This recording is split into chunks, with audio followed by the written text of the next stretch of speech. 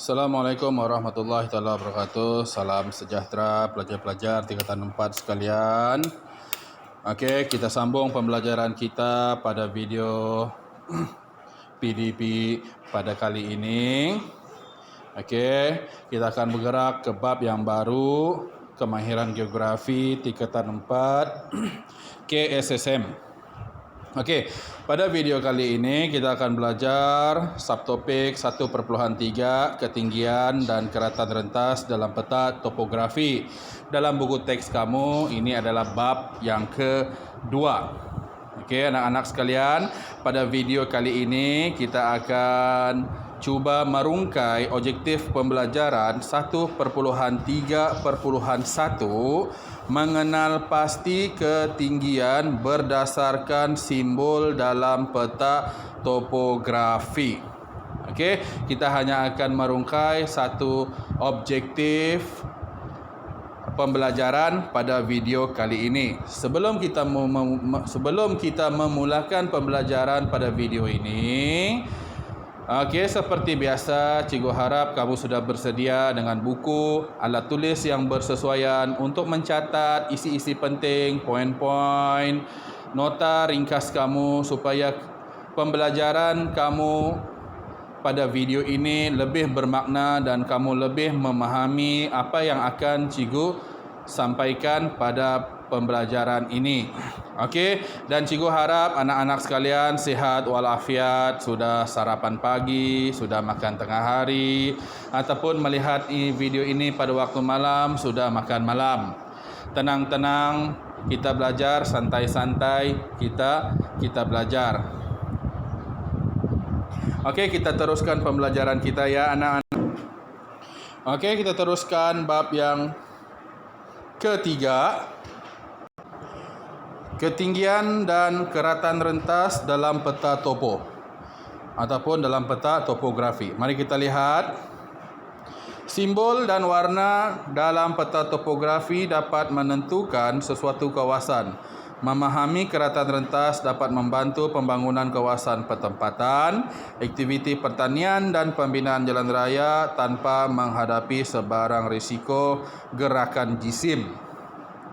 Okey, pada bab ini kita akan belajar yang pertama, mengenal pasti ketinggian berdasarkan simbol dalam peta topografi. Satu sahaja. Okey, 3.1. Tahukah anda cara untuk mengenal pasti ketinggian sesuatu lokasi berdasarkan simbol dalam peta topografi? Okey, dalam gambar raja ini ada 5 simbol ketinggian yang perlu kamu ketahui dan akan kita rungkai satu persatu dalam video pengajaran pada kali ini.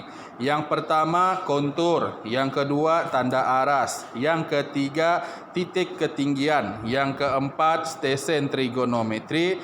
Dan yang kelima, warna. Okey, pelajar-pelajar yang cikgu sayangi sekalian, kita lihat subtopik 3.1, mengenal pasti ketinggian berdasarkan simbol. Ketinggian sesuatu tempat diukur dari aras laut menggunakan meter. Terdapat beberapa cara yang boleh digunakan untuk menentukan ketinggian, iaitu ada 5 seperti yang cikgu sebutkan di atas. Yang pertama, kontur. Rupa bentuk dia begini, ada garisan bulat-bulat putus-putus. Yang ketiga, tanda aras. Simbol dia titik, anak panah dan nombor. Yang ketiga, titik ketinggian. Simbol dia ditulis titik berwarna hitam dan ada nombor. Contoh dia itu 503. Yang keempat, stesen trigonometri. Ada segitiga, di tengah-tengah dia ada titik berwarna hitam dan di atas dia ada nombor seperti gambar raja tersebut 2805. Dan yang terakhir, menggunakan warna. Ada 3 warna. Warna apakah itu? Yang pertama, warna biru. Yang kedua, warna hijau. Yang ketiga, warna jingga. Bagaimana menentukannya? Nanti kita akan lihat secara lebih terperinci dalam subtopik berkenaan. Okey, kita lihat yang pertama, mengenal pasti ketinggian berdasarkan simbol. Yang pertama adalah simbol kontur. Kita lihat dengan lebih terperinci anak-anak sekalian. Okey, kontur ialah garisan yang dilukis bagi menyambung titik-titik yang sama ketinggian. Okey, yang sama ketinggian dari aras laut. Rajah 3.1 menunjukkan langkah menyambungkan titik-titik yang sama ketinggian. Okey, pertama sekali kita lihat. Ini adalah titik ketinggian yang telah ditentukan ataupun yang telah diukur. Okey, kita perhatikan ya. Titik 20, titik 40. Lepas itu kita ada titik 60. Kita ada titik 80, kita ada titik 100. Okey, titik-titik ini yang sama nilainya, kita akan buat satu garisan yang menyambung antara satu titik dengan satu titik pada gambar rajah yang di sebelah. Tapi cikgu cuba tunjukkan kamu pada gambar rajah yang kosong ini dahulu. Contohnya titik 20 dengan titik 20 disambungkan macam yang cikgu buat sekarang ini. Kita sambungkan semua titik 20. Cari lagi mana titik 20 yang ada. Dia ada di bawah sana sepatutnya. Titik 20 ni adalah titik yang paling rendah ni. Kita sambungkan. Okey, lepas titik 20, kita tukar warna dahulu, warna pink. Kita sambungkan pula titik 40. Begitu. Dan dia akan jadi seperti gambar rajah di sebelah. Pelajar-pelajar sekalian, macam gambar rajah ini, bila sudah disambungkan semua titik-titik, titik 20, titik 40, titik 60, titik 80, titik 100, maka sambungan ini tadi akan menghasilkan kontur. Kontur ini adalah garisan yang dilukis bagi menyambung titik-titik yang sama ketinggian, yang sama tinggi. Dari yang rendah sampailah yang ke paling tinggi. Di sini paling tinggi adalah 100 meter dari aras laut. Okey, kita lihat di sini. Okey, 100 meter dari aras laut. Ini anak-anak, ni 100 meter. Paling rendah 20. Okey. Dan pada gambar rajah yang ketiga hanya ditulis satu baris nombor sahaja. Tidak perlu banyak-banyak pada gambar rajah di sini. Okey, diringkaskan begini pada rajah yang ketiga. Kita tuliskan nombor 20, 40, 60, 80, 100. Cukup satu nombor untuk satu kontur. Bermaksud kita tahu di sebelah sini di garisan warna hijau ini adalah nilainya 20. Garisan ungu ini nilainya 40. Garisan hitam ini nilainya 60. Warna apa lagi? Warna biru. Ini nilai dia 80. Dan akhirnya yang warna merah di atas sekali itu yang paling dalam itu nilainya 100. Ini cara untuk membaca garisan kontur. Nombor yang paling tinggi itu adalah ketinggian puncak, ketinggian tertinggi bagi garisan kontur ini. Dan untuk makluman anak-anak, kontur ini dia mewakili kawasan tanah tinggi dan dilukis dalam peta topografi. Dia akan banyak nih garisan kontur dalam peta topografi. Cara menentukan ketinggiannya, lihat nombor-nombor ini. Contoh 20, 40, 60, 80, 100. Okey. Unit yang digunakan oleh garisan kontur, ketinggian yang digunakan dalam garisan kontur diukur dalam unit meter. M-E-T-E-R, meter. Maksudnya kalau 100, ianya bermaksud 100 meter. Okey, boleh faham kan setakat ini? Kita sudah merungkai cara mengenal pasti ketinggian berdasarkan simbol. Yang pertama adalah kontur. Okey, garisan kontur. Garisan kontur ialah garisan yang dilukis untuk menyambung semua tempat yang mempunyai sama ketinggian dari aras laut. Selang kontur ialah perbezaan ketinggian di antara dua garis kontur yang berturutan. Selang kontur pada peta 3.1 Tanjung Tokong ialah 20 meter yang di atas ini. Dia gunakan selang kelas 20 macam ini. 20, 40, 60, 80, 100. Okey. Garisan kontur indeks ialah garisan yang dilukis lebih tebal selepas 4 garisan kontur biasa. Okey, contoh garisan kontur indeks yang mempunyai ketinggian 100 meter dari aras laut DRG 5600. Ini garisan kontur indeks, maksudnya garisan kontur utama. Yang indeks nih, yang utama. Berbeza tebal dia berbanding garisan kontur biasa. Kenapa? Untuk menunjukkan ketinggian tempat tersebut. Okey. Ini ada latih diri 3A.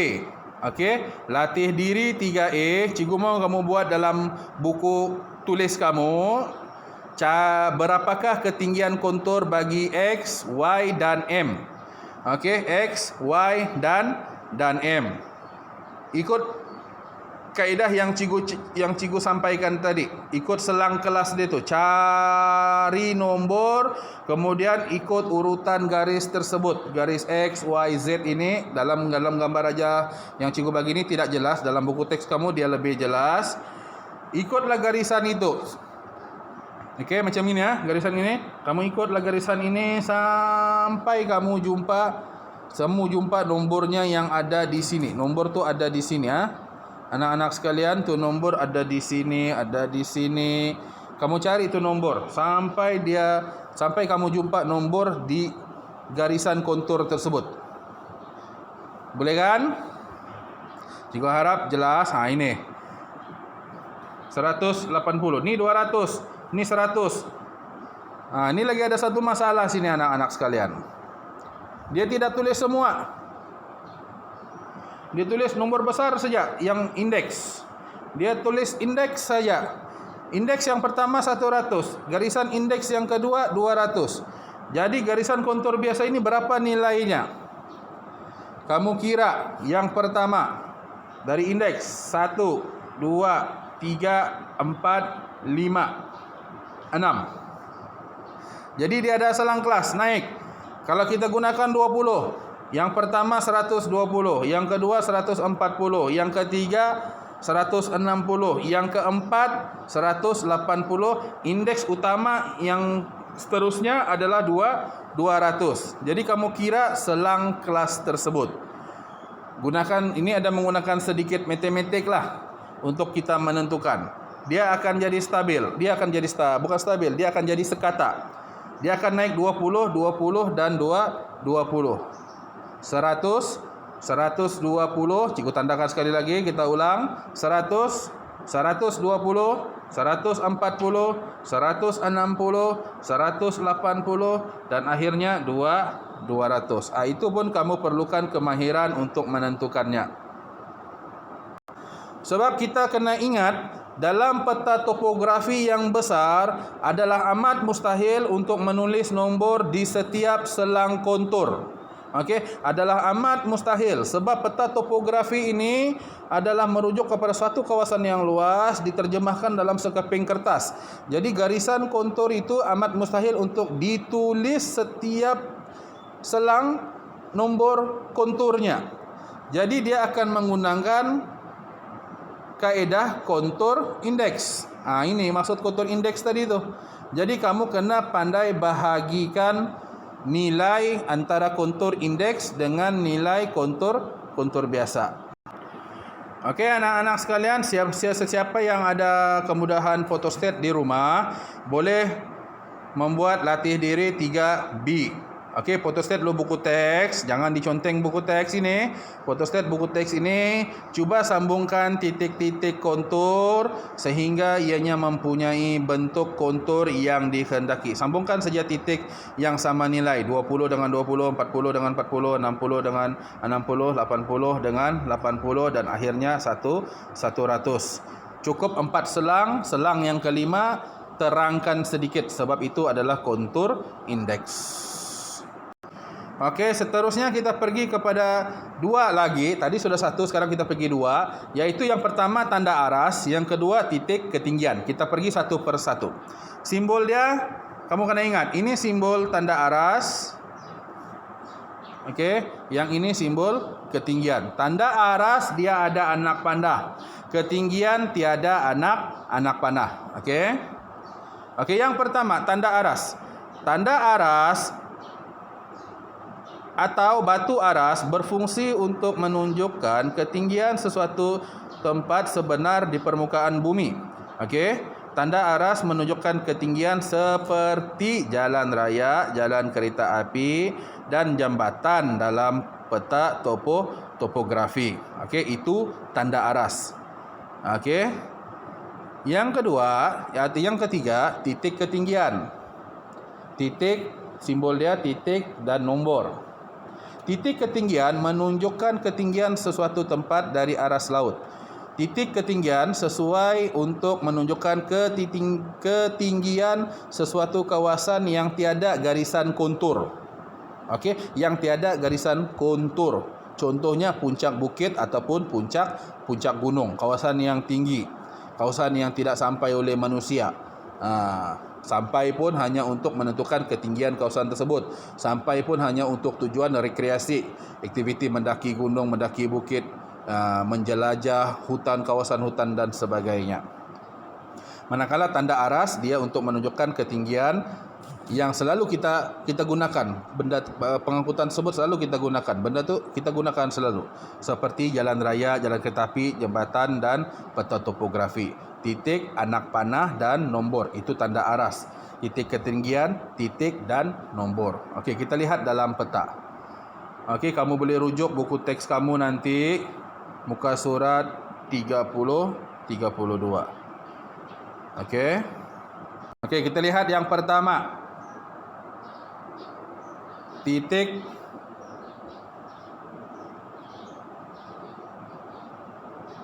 tanda aras. Yang pertama tanda aras. Ini yang ada jalan-jalan raya, tanda aras. Lagi mana tanda aras?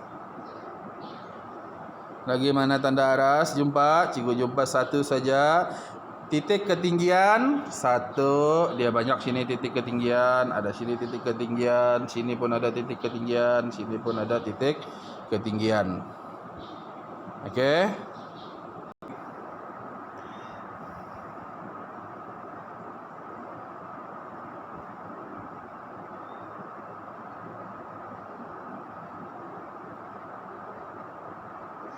Ada di sini.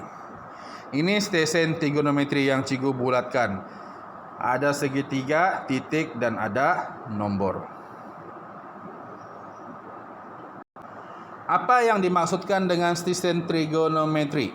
Okey, setiap stesen trigonometri. Susah menyebutnya. Setiap stesen trigonometri, okey, berfungsi menunjukkan jaringan kawalan ketinggian. Biasanya stesen trigonometri digunakan untuk menunjukkan lokasi dan ketinggian puncak bukit dan gunung seperti stesen trigonometri Bukit Tok Salai RG566 855 yang cikgu tunjukkan tadi. Yang cikgu tunjukkan pada muka surat 32 tadi. Yang ini kita lihat semula. Okey, yang ini. Okey, itu adalah contoh stesen trigonometri dalam peta topografi. Okey, pelajar-pelajar yang cikgu sayangi sekalian, untuk objektif pembelajaran ini cikgu telah sampaikan kepada kamu dan cikgu harap ianya jelas. Dan cikgu ingin suka ingatkan kepada kamu untuk membuat latihan. Ada 2 latihan yang cikgu beri pada video kali ini. Latihan yang kedua adalah ini. Latih diri 3C pada muka surat 33. Okey, berdasarkan peta 3.2, lengkapkan jadual 3.1 dan jadual 3.2 di bawah. Tulis jawapan kamu dalam buku dan gambarkan dan hantar dengan cikgu melalui aplikasi WhatsApp. Okey, ini latihan yang kedua. Sekarang cikgu ingin tunjukkan kepada kamu latihan yang pertama tadi supaya kamu tidak lupa. Okey, ini latihan yang pertama tadi. Latih diri 3A muka surat 31. Dan latih diri 3B, ini kalau kamu ada kemudahan photostat di rumah. Kalau tiada, biarkan dahulu. Nanti saja masa kita kelas bersemuka, kita akan buat di sekolah bersama-sama. Okey, pelajar-pelajar yang cikgu sayangi sekalian, kita sudah sampai di penghujung bab. Cikgu harap kamu sudah dapat belajar dengan baik bersama cikgu HMSK. Dan cikgu harap pembelajaran ini lebih bermakna buat kamu yang berada di rumah, buat kamu yang sedang mengulang kaji pelajaran. Sebab niat cikgu adalah untuk menyampaikan ilmu yang lebih mudah kepada kamu, supaya kamu rasa cikgu berada dekat dengan kamu mendengar suara cikgu, macam mana cikgu mengajar di kelas, dan kamu juga mempunyai feeling ataupun perasaan kamu seperti seolah-olah kamu berada di sekolah. Jangan lupa siapkan tugasan yang cikgu berikan. Nota-nota bab ini hendaklah diselesaikan, dibuatlah dalam buku latihan ataupun buku tulis biografi yang ada pada kamu sekarang. Jangan berlengah buat selagi kamu mempunyai waktu yang senggang. Okey, sampai jumpa lagi di video yang kedua. Okey, di video yang kedua nanti kita akan belajar bab 3.2 melukis keratan rentas berdasarkan garisan kontur. Nantikan pembelajaran yang kedua ini di video yang kedua. Assalamualaikum warahmatullahi taala wabarakatuh. Salam sejahtera, sampai jumpa lagi. Bye bye.